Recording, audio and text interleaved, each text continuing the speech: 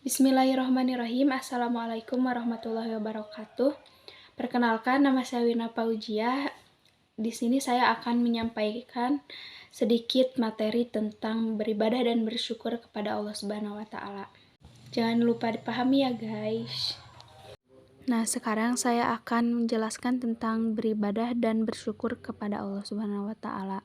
Ibadah adalah proses mendekatkan diri kepada Allah Subhanahu wa Ta'ala dengan melakukan segala yang diperintahkan dan meninggalkan segala yang dilarangnya serta melakukan sesuatu yang diizinkannya.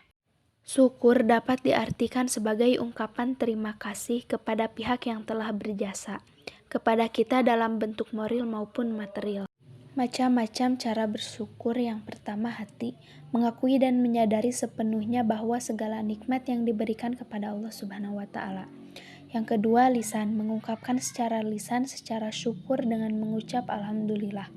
Yang ketiga, perbuatan, melakukan semua perbuatan yang baik dan ridho. Bersyukur dapat ditujukan kepada Allah Subhanahu wa Ta'ala dan kepada manusia. Perwujudan dari syukur kepada manusia adalah dengan cara membalas perbuatan baik dengan yang lebih baik atau ihsan, atau setidaknya sama baiknya dalam konteks bersyukur kepada orang tua. Begitupun bersyukur kepada Allah Subhanahu wa Ta'ala, perwujudannya tidak lain adalah dengan beribadah. Hikmah dan manfaat dari sikap bersyukur dan ketulusan beribadah. Yang pertama, menemukan ketenangan batin dan kedamaian hati dalam menjalani semua aktivitas sehari-hari. Yang kedua, mendapatkan keberkahan dari setiap rezeki yang diterima. Yang ketiga, terhindar dari siksa api neraka karena telah menjadi hamba yang tahu diri. Makna kandungan dalam Quran Surah Al-Luqman ayat 13-14. Yang pertama, orang tua harus mendidik anaknya untuk bertauhid kepada Allah Subhanahu wa Ta'ala.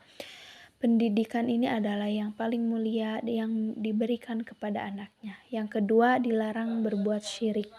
Ketiga, surat Luqman ayat 14 berisi perintah birrul walidain. Seorang anak wajib berbakti kepada kedua orang tuanya, terutama kepada ibu yang telah mengandung, melahirkan dan mengasuhnya dengan penuh susah payah. Yang keempat, wajib bersyukur kepada Allah dan berterima kasih kepada orang tua. Kelima, ayat ini mengingatkan bahwa semua manusia akan kembali kepada Allah untuk mempertanggungjawabkan perbuatannya di dunia. Makna kandungan dalam Quran Surah Al-Isra ayat 23.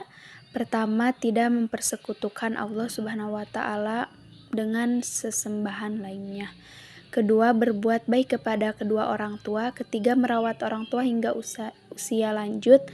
Keempat, tidak membentak mereka bahkan dengan sekalipun, melainkan senantiasa berkata mulia kepada keduanya. Penerapan perilaku yang sesuai dengan Quran Surat Luqman ayat 13-14 dan Quran Surat Al-Isra ayat 29. Pertama, bersikap qanaah, yaitu menerima semua jenis kenikmatan di anugerah Allah Subhanahu wa Ta'ala. Tanpa qanaah tidak mungkin kita bersyukur kepada Allah Subhanahu wa Ta'ala.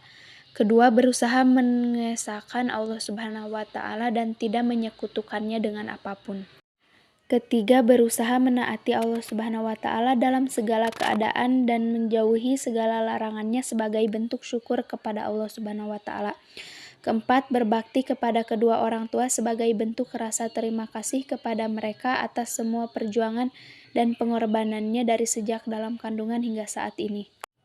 Kelima, memperbanyak amal soleh atau perbuatan yang bermanfaat bagi sesama sebagai bentuk nyata dari ungkapan rasa syukur kepada Allah Subhanahu wa Ta'ala. Sekian dari saya, mohon maaf apabila ada kesalahan dan kekurangan. Wassalamualaikum warahmatullahi wabarakatuh.